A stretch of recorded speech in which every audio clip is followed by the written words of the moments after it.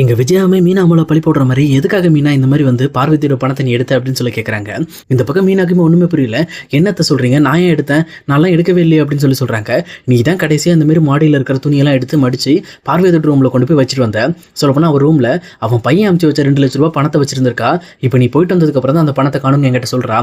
முதல்ல அந்த பணத்த எதுக்கு எடுத்த? அது இல்லாம அந்த பணத்த முதல்ல திருப்பி கொடு அப்படின்னு சொல்லிட்டு மீனா தான் இந்த தப்ப பண்ணாங்க அப்படின்னு சொல்லி அவங்க மேல பயங்கரமா பழி போட்டுட்டு இருக்காங்க.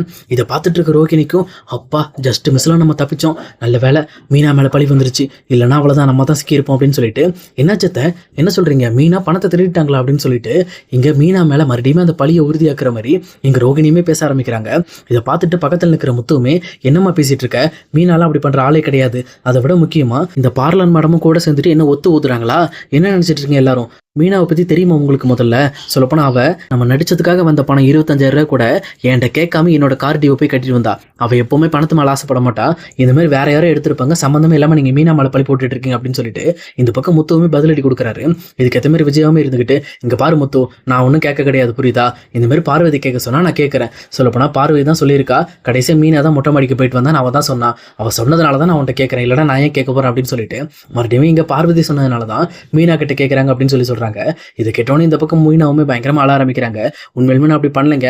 உண்மையிலுமே அங்கே போய் நான் பூவை மட்டும் கொடுத்து முடிச்சுட்டு இந்த மாதிரி மழை வரப்போகுது, துணி எடுக்கணும்னு சொன்னோன்னே சரி அவங்க வயசானவங்க மேலே ஏறி கஷ்டப்படுவாங்க அப்படிங்கிறதுக்காக தான் நானே எடுத்து அவங்க ரூமில் மடிச்சு வச்சுட்டு வந்தேன். ஆனால் அந்த பணம் இருந்ததும் எனக்கு தெரியாது, அது எடுத்ததும் நான் இல்லை அப்படின்னு சொல்லி சொல்கிறாங்க. இது கேட்டோன்னே எங்கள் முத்துவுமே ரொம்ப கோவப்பட்டு இந்த மாதிரி பேசுகிறவளை வச்சுக்காதீங்கம்மா, நீங்கள் வேற யாராவது எடுத்திருப்பாங்க, நீங்கள் முதல்ல அவங்கள போய் பாருங்க அப்படின்னு சொல்லிட்டு இங்கே முத்துவுமே வந்து மீனாவை கூட்டிட்டு நீ வா மீனா நம்ம வேலைக்கு போகலாம் அப்படின்னு சொல்லிட்டு மீனாவுமே கூட்டிட்டு அங்கேருந்து கிளம்பிடுறாங்க. அதே நேரத்தில் இங்கே மீனாவுமே அந்த அழுகையை நிறுத்தாதனால பேசாம நம்ம பார்வதி வீட்டுக்கு போய் பார்த்துடலாம் அப்படின்னு சொல்லிட்டு முத்துவுமே மீனாவை கூட்டிட்டு இங்க பார்வதி வீட்டுக்கு போயிடுறாங்க. அங்க போயிட்டு முத்துவுமே எதுக்காக இப்படி பண்றீங்க? மீனா உங்களுக்கு நல்லது பண்ணதான்னு நினைச்சா அவன் மேல எதுக்காக இப்படி ஒரு பழியை போட்டீங்க அப்படின்னு சொல்லி பார்வதியுமே கேள்வி கேட்க ஆரம்பிக்கிறாங்க. அப்ப பார்வதியுமே ஒண்ணுமே புரியாம இல்ல இந்த மாதிரி வந்து அவதான்ப்பா கடைசியா போனா, அதனாலதான். அது மட்டும் இல்லாம நான் மீனா மேல சந்தேகப்படவே இல்லப்பா, எனக்கு வந்து ரோகிணி மேலதான் சந்தேகம் இருக்கு. பட் ஆனா இந்த மாதிரி விஜயா தான் ரோகிணியை சந்தேகப்பட மாட்டேன்றா. நான் அப்பவே சொன்னேன் எனக்கு என்னமோ ரோகிணி தான் விஜயா உன்னோட பணத்தை எடுத்திருப்பான்னு நான் சொன்னேன். நான் விஜயா ரோகிணி மேல எந்த ஒரு சந்தேகமும் படாம சம்பந்தமே இல்லாம மீனா பேர் எழுத்துக்கிட்டு இருக்காங்க அப்படின்னு சொல்லி சொல்றாங்க. இந்த விஷயத்துல முத்துக்கு ஒன்று புரிய வருது. எனது இது அம்மாவோட பணமா அப்படித்தான் நீங்க சொன்னீங்க அப்படின்னு சொல்லி சொல்றாங்க. இதை கேட்டோன்னு பார்வதி மறுபடியுமே ஐயோ மறுபடியும் உளறிட்டமே அப்படின்னு சொல்லிட்டு என்ன மன்னிச்சிரு முத்து, நான் ஒன்று சொல்றேன், பட் ஆனால் இந்த விஷயம் வந்து விஜயாவுக்கு தெரியக்கூடாது. சொல்லப்போனா காணாம போனது உங்க அம்மாவோட ₹2,00,000 பணம் தான் அப்படின்னு சொல்லி சொல்றாங்க. இது கேட்டோன்னு முத்துவுமே அவங்களுக்கு எது ₹2,00,000 பணம் அப்படின்னு சொல்லி கேட்கிறப்போ அது வேற ஒன்றும் இல்லை, இந்த மாதிரி மீனாவோட தம்பி கேஸ்ல மாட்டிட்டு இருந்தால, அப்போ அந்த கேஸை வாபஸ் வாங்குறதுக்காக அந்த வக்கீல் தான் ₹2,00,000 பணத்தை கொடுத்து இவங்களை கேஸை வாபஸ் வாங்க வச்சாங்க. அதுக்கப்புறம் தான் அவங்க அம்மா வாபஸ் வாங்கினா. அந்த பணத்தை என் வீட்டில் தான் வச்சிருந்தா, ஆனால் வச்சிருந்த பணம் எப்படி காணாம போச்சுன்னே தெரியல அப்படின்னு சொல்லி சொல்றாங்க. இதை கேட்டவனும் முத்துவுமே சிரிக்க ஆரம்பிக்கிறாரு. உண்மையுமே நான் நினைச்சேன் எங்க அம்மாக்கு மறுபடியுமே எங்க மேல அக்கறை வந்துருச்சு போல இருக்குன்னு நினைச்சேன், ஆனா அது எல்லாமே பொய்ன்ற மாதிரியே எல்லாமே நடந்துகிட்டு இருக்கு அப்படின்னு சொல்லிட்டு ரொம்பவே மன வருத்தத்தோடு பேசிட்டு இருக்காரு. அதே நேரம் பக்கத்துல இருக்க மீனாவுமே சரி விடுங்க, அந்த பணம் நம்ம கொடுத்தாச்சு, எல்லாமே முடிஞ்சு போச்சு, அவங்க சும்மா ஒன்றும் பண்ணல, இந்த மாதிரி வந்து தம்பியோட லைஃபை காப்பாத்திருக்காங்க, அதுக்கு 2 லட்சம் இல்லை 5 லட்சம் கொடுத்தது கூட நல்ல விஷயம் தான் அப்படின்னு சொல்லிட்டு அவங்களுமே அந்த விஷயத்தை இக்னோர் பண்ணிடுறாங்க.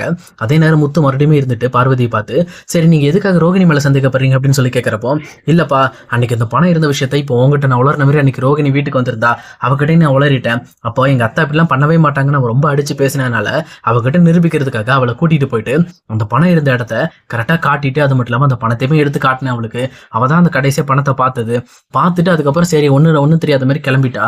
அதுக்கப்புறம் அடுத்த நாளே வந்து ஏதோ ஒரு கல்யாண ஃபங்க்ஷன்ல எங்களுக்கு நிறைய ஸ்வீட் கொடுத்தாங்க அப்படின்னு சொல்லிட்டு நிறைய ஃபுட்டு ஸ்வீட் எல்லாம் எனக்கும் விஜயாக்கும் கொண்டு வந்து கொடுத்துட்டு நாங்கள் 2 பேரும் சாப்பிட்டுட்டு இருக்கும்போது அவளுக்கு ஒரு ஃபோன் வந்துச்சு. அதுக்கப்புறம் அந்த ஃபோன் எடுத்து பேசிட்டு சரியா சிக்னல் கிடைக்கல அப்படின்னு சொல்லிட்டு மொட்டை மாடிக்கு போயிட்டு இருந்தா. நாங்கள் அப்போ அதை பெருசாக எதுவும் எடுத்துக்கல, சரியா நம்ம பொண்ணு என்ன பண்ண போறான்னு நினைச்சிட்டு இருந்தேன். ஆனால் கடைசி அவள் போயிட்டு வந்து எதுவுமே சாப்பிடல, ரொம்பவே வேகமாக கிளம்பணுங்கிற மாதிரி அவசரமா பண்ணிக்கிட்டு இருந்தா. அப்போ எனக்கு அந்த விஷயம் தெரியல. ஆனால் இப்போ பொறுமையாக உட்காந்து யோசிக்கும் போது தான் ரோகிணி தான் கண்டிப்பாக அந்த பணத்தை எடுத்திருப்பாங்க அப்படிங்கிற விஷயம் எனக்கு தெரிய வருது. ஆனால் இந்த விஷயத்த உங்க அம்மாட்ட சொன்னா அவன் நம்பவே மாட்டான்றா, அவ சம்பந்தமே இல்லாம மீனா மேல கோவப்பட்டு இருக்கா அப்படின்னு சொல்லி சொல்றாங்க.